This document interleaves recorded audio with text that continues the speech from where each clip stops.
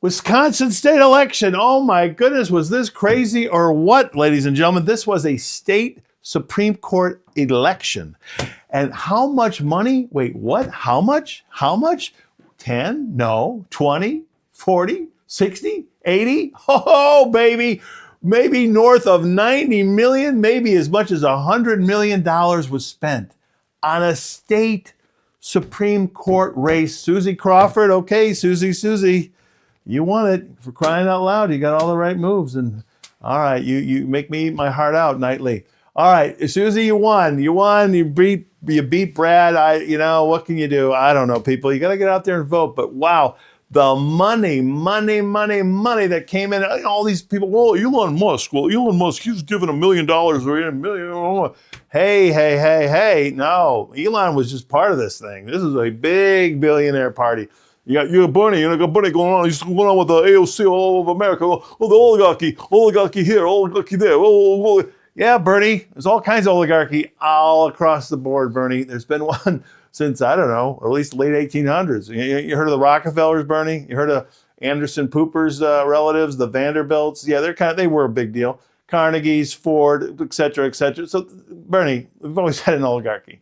Now you got Musk and we got J.B. Pritzker across, just south of the border where was Wisconsin. He's a governor, wants to be president. Big fat boy, never had a real job in his life. And by the way, there's a lot of overweight fat people. I'm overweight too, okay? But JB, he's fat because he's never worked, people. He's never had to work. He is the butter-handed, soft-handed, butter-fingered fat boy. That's what we're talking about with JB Pritzker. And he wants to be president, so, and you people down in Illinois, why do I bring him up? He put money into that race. He put his money in that race. And he also, as governor of Illinois, passed a law that outside money couldn't come into Illinois races of a similar stature. But he had no problem crossing the border. I think he's got property in Wisconsin, but whatever. That's JB. And then there was other people. Reid Hoffman, George Soros, our old buddy Georgie Porgy Puddin' Pie. And then there was Charlie Munger's daughters. He's like Charlie. He's Warren Buffett's buddy. He passed away a year or so ago. But yeah, his daughters were out in California. And even Steven Spielberg. Steven, you got enough to worry about in California with the fires and stuff? Yeah. Oh my God. Yeah, all this outside money came in and it's just crazy. And who does it benefit, folks? I mean, let's think about it. Well, hey, good for you if you were local media in Madison, Milwaukee, and Green Bay. Maybe good for you and good for local radio stations, maybe, right? Because you got a lot of this money.